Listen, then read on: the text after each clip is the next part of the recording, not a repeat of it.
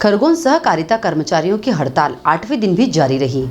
इस हड़ताल को विपक्ष के जनप्रतिनिधियों का भी समर्थन मिल रहा है।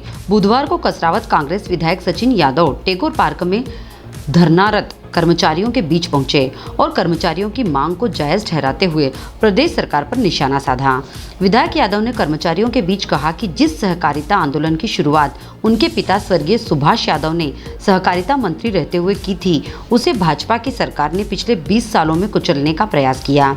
वे इसे भी निजी हाथों में देना चाहती है, लेकिन हमारे सहकारिता कर्मचारियों ने अपनी मेहनत ईमानदारी से इस आंदोलन को जारी रखते हुए सहकारिता को नई ऊंचाइयां दी हैं। स्वर्गीय पिताजी ने सहकारिता को गरीब किसान की सेवा का माध्यम बनाया था, जिसे कर्मचारी आगे बढ़ा रहे हैं। मैं यह आश्वस्त करता हूं कि प्रदेश में हमारी सरकार बनने पर कर्मचारियों की समस्या मांगों का निराकरण करने के लिए हर संभव प्रयास करेंगे। इस दौरान सोसाइटी कर्मचारियों ने ग्रेजुएटी सेवानिवृत्त पर शासकीय मदद के साथ ही टेंडर बढ़ाने की लंबित मांगों पर ध्यान आकृष्ट कराया।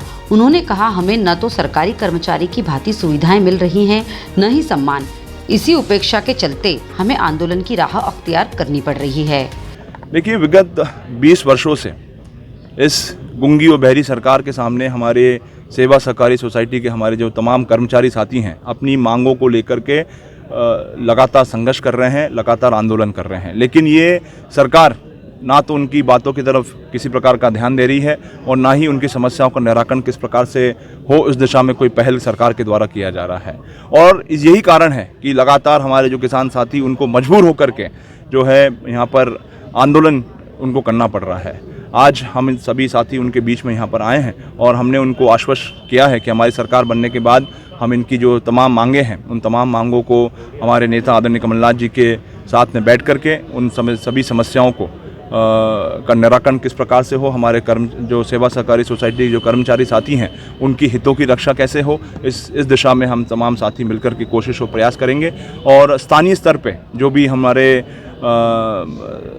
साथियों से हो पाएगा हम करेंगे। हमारे नेता आदरणीय अरुण यादव जी के साथ बैठ करके भी हम चर्चा करेंगे, विचार विमर्श करेंगे और ये प्रयास करेंगे कि हमारे जो सेवा सहकारी सोसाइटी जो कि सीधे हमारे प्रदेश के 75% जो आबादी है, हमारे जो किसान साथी हैं, मजदूर साथी हैं, उनसे जुड़ी हुई ये संस्था है। ये जो शासन की जो महत्वपूर्ण योजना है उनका क्रियान्वयन करने की जिम्मेदारी जो हमारी सेवा सहकारी सोसाइटी के साथियों के कर्मचारियों के द्वारा की जाती है, उनके भविष्य और उनके हितों की रक्षा करने का काम जो है हम सब साथी मिलकर के करेंगे। अपना आरोप लगाया कि सरकार जो है सोसाइटी को खत्म करने का प्रयास कर रही है, निजीकरण करने का प्रयास।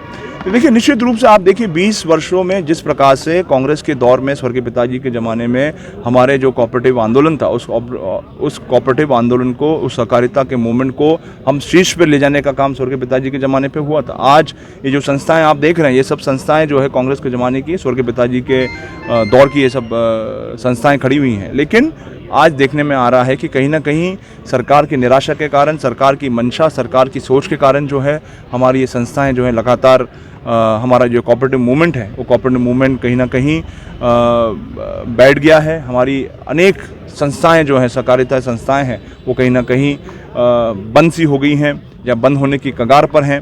तो इसके लिए अगर कोई दोषी है तो वो 20 साल की ये निकम्मी और नकारा जो भारतीय जनता पार्टी की सरकार, इसके लिए पूर्ण रूप से हमारी संयुक्त मोर्चा मध्य प्रदेश सहकारिता कर्मचारी संघ की ओर से विगत 16 अगस्त से कलमबद्ध हड़ताल की जा रही पूरे प्रदेश में।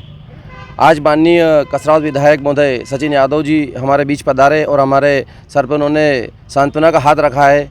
जो हमारी महत्वपूर्ण मांगे हैं कि हमें 60% कैडर भर्ती की जाए, जो किसी कारण से भोपाल से लेटर आने के बाद भी यहाँ बार बार दबाए जा रहे हैं, उस संबंध में थी। और ऐसी 11 सूत्री मांगे हैं जिनका निराकरण प्रदेश स्तर पर यदि नहीं होगा तो ये हड़ताल अनिश्चितकालीन अनवरत जारी रहेगी।